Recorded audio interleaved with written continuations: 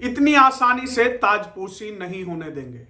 जी हां, इतनी आसानी से तख्ता पलट नहीं होने देंगे। यह स्टेटमेंट आया है तेजस्वी यादव का जब यह निश्चित हो गया कि नीतीश कुमार अब महागठबंधन का हिस्सा नहीं रहेंगे। और यह निश्चित कैसे हुआ? यह निश्चित ऐसे हुआ कि लालू यादव ने 5 बार नीतीश कुमार जी को फोन किया, लेकिन उन्होंने इसका जवाब नहीं दिया। जब नीतीश कुमार ने लालू यादव के फोन का जवाब नहीं दिया तो यह तय हो गया कि अब नीतीश कुमार का महागठबंधन से मोह भंग हो गया और वो शायद एक बार फिर से बीजेपी के पाले में चले जाएंगे। नमस्कार, मैं राहुल कुमार आप सभी का स्वागत करता हूं कोचगांव कन्वर्सेशन में। चैनल को सब्सक्राइब कर लीजिए, वीडियो पूरा देखिएगा, क्योंकि इसमें मैं वो सारे अपडेट आपको दूंगा जो कि अभी बिहार की राजनीति में चल रहे हैं। तो तेजस्वी यादव आर पार के मूड में है। आज 1 बजे राजद की बैठक होने वाली है। सभी विधायक को बुलाया गया है और काफी एग्रेसिव लग रहे हैं। लालू यादव भी और तेजस्वी यादव भी काफी एग्रेसिव लग रहे हैं। जिस तरह से उनका सारा कार्यक्रम है कि विधायकों को बुलाएंगे, उनसे बातचीत करेंगे और जैसा संदेश उन्होंने दिया कि इतनी आसानी से तख्ता पलट नहीं होने देंगे, इतनी आसानी से नीतीश कुमार जी को फिर से मुख्यमंत्री की ताजपोशी नहीं होने देंगे। हालांकि उनके इस स्टेटमेंट पे जेडीयू के तरफ से भी जो उनके प्रवक्ता है नीरज कुमार सिंह एमएलसी, उनका भी जवाब आ गया है। उन्होंने कहा है कि लोकतंत्र में संख्या का बल महत्वपूर्ण होता है और हमारे पास वो संख्या है। उसके साथ साथ उन्होंने यह भी कहा कि हमारे विधायक एकजुट हैं। आपको बता दूं कि ये सारा जो महागठबंधन से मोह टूटने का, मोह भंग होने का नीतीश कुमार जी का स्टार्ट हुआ, वो 2 दिन पहले स्टार्ट हुआ जब लालू यादव की बेटी रोहिणी आचार्य ने एक्स पे ट्वीट करते हुए उन्होंने यह कहा। उन्होंने एक तरह से नीतीश कुमार पे निशाना साधा था और उनका लबोलुहाब ये है उनके ट्वीट का कि आपके परिवार में कोई ऐसा आया ही नहीं जिसको कि आप राजनीति में आगे बढ़ाएं। इससे पहले नीतीश कुमार ने कर्पूरी ठाकुर के जन्म शताब्दी समारोह में राजद पर हमला बोलते हुए यह कहा था कि हम भी कर्पूरी ठाकुर के अनुयायी हैं। उन्होंने कभी भी अपने परिवार को आगे नहीं बढ़ाया, लेकिन आजकल के राजनीतिक परिदृश्य में देखा जाता है कि सभी अपने परिवार को आगे बढ़ाने में लगे हुए हैं। यहीं से मामला बिगड़ता हुआ शुरू हुआ और अभी तक मामला ये आ गया है कि बीजेपी में भी बैठकों का दौर जारी है। नीतीश कुमार ने एक बार फिर से यह कहा कि वो संडे को मीटिंग करेंगे, विधायकों और सांसदों के पूरी टीम आएगी और उसके साथ मीटिंग करेंगे।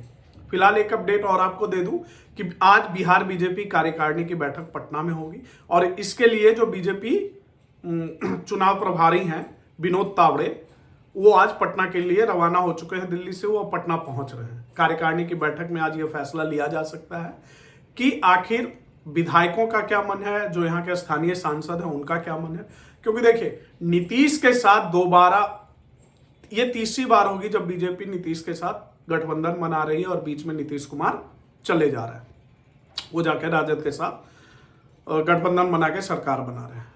तो ये कहीं ना कहीं क्रेडिबिलिटी की भी बात होगी। जिस तरह से भारतीय जनता पार्टी के पूर्व अध्यक्ष और तत्काल अभी गृह मंत्री अमित शाह ने भी केजरीवाल पे आरोप लगाते हुए, केजरीवाल पे निशाना साधते हुए यह कहा था कि राजनीति में क्रेडिबिलिटी होनी बहुत जरूरी है और राजनीति में विश्वसनीयता बहुत जरूरी है। वहीं अगर बीजेपी कोर वोटरों की माने तो अगर इस बार नीतीश कुमार के साथ बीजेपी जाती है तो ये बीजेपी के भी विश्वसनीयता पर सवाल उठाएगी। क्योंकि जहां तक पीएम नरेंद्र मोदी, अमित शाह, जेपी नड्डा, सम्राट चौधरी, गिरिराज सिंह, अश्विनी चौबे, जितने भी बीजेपी बिहार और बीजेपी केंद्र के बड़े नेता हैं, कद्दावर नेता हैं, सभी ने खुलकर, मुखर होकर जनसभाओं में, मीडिया में खुलकर बोला कि नीतीश कुमार के लिए बीजेपी में सारे दरवाजे बंद हो गए। जब ये सारे दरवाजे बंद हो गए तो ये खिड़की कहां से खुल गई? और ये खिड़की खुलना कहीं ना कहीं बीजेपी के कोर वोटरों या बीजेपी के विचारधारा, जो ये समझते हैं कि बीजेपी एक विचारधारा की पार्टी है, आखिर उनको कष्ट होगा। आखिर वो सवाल उठाएंगे कि आप जो विचारधारा की बात करते हैं, आप जो राजनीति में भी विश्वसनीयता की बात करते हैं, हालांकि बिहार में राजनीति में विश्वसनीयता अभी तक पिछले 25 साल में मुझे देखने को नहीं मिला। तो जब आप इस तरह की बात करते हैं, विश्वसनीयता की बात करते हैं, तो आप इस विश्वसनीयता पे खड़े क्यों नहीं? आपको किस बात का डर है? अगर आप विकास की बात करते हैं, अगर आप नरेंद्र मोदी की बात करते हैं, तो लोकसभा चुनाव में 40 सीट आप अपने बूते लड़िए। आप क्यों बार बार नीतीश कुमार के साथ जा रहे हैं? ये कहीं ना कहीं, ये मेरा मानना नहीं है, ये जो बीजेपी के कोर वोटर हैं उनका ये मानना है कि बीजेपी एक बार अगर फिर से नीतीश कुमार को अपने साथ लेती है तो ये उनकी विश्वसनीयता पर सवाल जरूर खड़े करता है। हालांकि अभी आपको बता दूं कि जो जदयू के नेता हैं पिंटू, सुनील कुमार पिंटू, उन्होंने कहा कि राजद हमारे लिए सही अलायंस नहीं है, जबकि बीजेपी हमारी नेचुरल अलायंस है। और बीजेपी मोदी और नीतीश की जोड़ी विकास की एक नई इबादत लिखेगी, और इसीलिए शायद वो अब पूरा लगभग ये तय हो चुका है कि नीतीश कुमार अब बीजेपी के साथ जाएंगे। वो अलग बात है कि अब कुछ चीजें तय होनी बाकी है कि मुख्यमंत्री कौन होगा, उप मुख्यमंत्री कौन होगा। हालांकि कल तक जो बातें उठ रही थी उसमें यह था कि नीतीश कुमार 2025 विधानसभा चुनाव तक मुख्यमंत्री बने रहेंगे। बीजेपी के तरफ से 2 उप मुख्यमंत्री होंगे, जिसमें एक उप मुख्यमंत्री फिर से पुराने चेहरा सुशील कुमार मोदी जी रिटर्न होंगे, दूसरा रेणु देवी उप मुख्यमंत्री बन सकती है। तो ये तमाम घटनाक्रम है जो अभी बिहार की राजनीति में भूचाल जैसा लग रहा है। आज की बड़ी बड़ी जो अपडेट है वो मैं आपको बता दूं एक बार फिर से। राजद 1 बजे अब विधायकों के साथ मीटिंग कर रही है। आज ही बीजेपी कार्यकारिणी की बैठक है। हालांकि जदयू संडे को मीटिंग बुला रही है।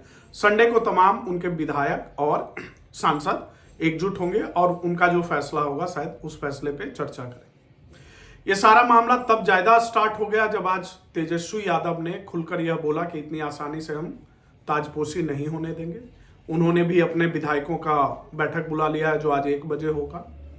इस पे जदयू भी आक्रामक है। जदयू भी ये कह रही है कि हम पूरी स्वतंत्रता के साथ बिहार में विकास कार्य नहीं कर पा रहे थे, इसीलिए क्योंकि राजद हमारे लिए एक प्राकृतिक अलायंस नहीं है। हम हमेशा से राजद पे धुरविरोधी रहे।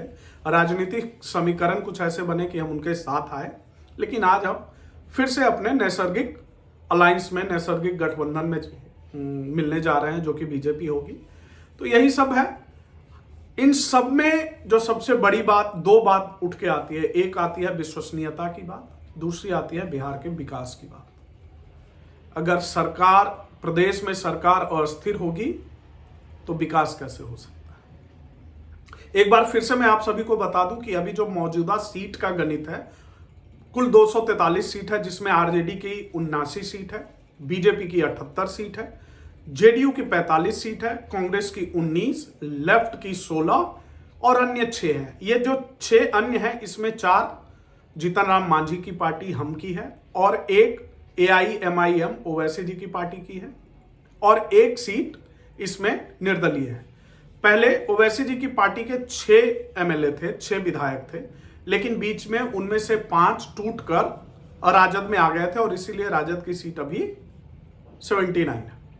अभी मैं बहुमत का आंकड़ा की अगर बात करूं तो बिना, अगर जेडीयू नहीं होती है और तेजस्वी यादव जिस तरह से महादलित मुख्यमंत्री का दावा ठोक रहे हैं, या वो कह रहे हैं कि जीतन राम मांझी जी आप आ जाइए, आपको मैं मुख्यमंत्री बना दूंगा, तो कैसे, अगर वो कैसे सरकार बना सकते हैं?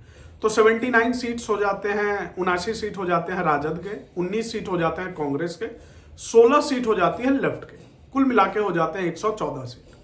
उनके पास अभी भी 8 सीट घट रहे हैं 122 का आंकड़ा पाने के लिए, जिसमें से 4 सीट अगर जीतन राम मांझी तैयार हो जाते हैं तो 4 सीट वहां से पूरी हो जाएगी, फिर भी 4 सीट बाकी रहते हैं।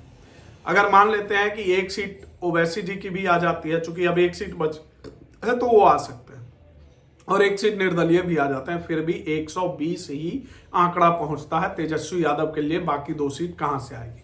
क्या वो 2 सीट बीजेपी से आएगी या वो 2 सीट जदयू से आएगी? तो ये संभव नहीं हो सकता है। 2 सीट इन 2 बड़ी पार्टियों से नहीं जा सकती है। उसका कारण यह है कि अगर कोई भी 2 विधायक, चाहे वो जदयू या बीजेपी से, हो सकता है कि जो यादव वोटर हो, जो यादव विधायक हो, उन, क्योंकि कास्ट की बात होती है, तेजस्वी यादव के बात करने पर अगर 2-3 विधायक उधर से आ जाएं, लेकिन उन पे एंटी डिफेक्शन लॉ, दल बदल कानून लग जाएगा। आपको एक बार बता दूं कि दल बदल कानून से बचने के लिए कम से कम 2/3 विधायक किसी पार्टी को छोड़ के अपनी अपना विलय किसी और पार्टी में कर सकता है। और सपोज आप मान लीजिए अगर 45 विधायक जदयू के हैं और तेजस्वी यादव यह दावा कर रहे हैं कि हम सरकार बना लेंगे एक महादलित मुख्यमंत्री को आगे करके, तो कम से कम 45 विधायक में से 30 विधायक जदयू का आरजेडी में आने चाहिए, अन्यथा वो अवैध करार दिए जाएंगे, उनकी सदस्यता रद्द हो जाएगी और सरकार नहीं बन सकती। तो ये तमाम परिस्थिति है, ये समीकरण है। अब आगे देखने वाली बात होगी। अगला 2 दिन बहुत क्रूशियल है। आज बीजेपी की बैठक है, आज राजद की बैठक है, कल ये बैठक जदयू भी कल बैठक करेगी और उसके बाद लगभग सब कुछ क्लियर हो जाएगा। ताजा अपडेट के लिए जुड़े रहिए कुचगांव कन्वर्सेशन से। कुछ भी नया अपडेट आता है मैं आपके साथ शेयर करूंगा, साझा करूंगा। चैनल को जरूर सब्सक्राइब कर लीजिए, अपने दोस्तों यात्रियों के साथ जो कि बिहार के अपडेट जानने के लिए इच्छुक हैं उनके साथ शेयर भी कीजिए। Thank you.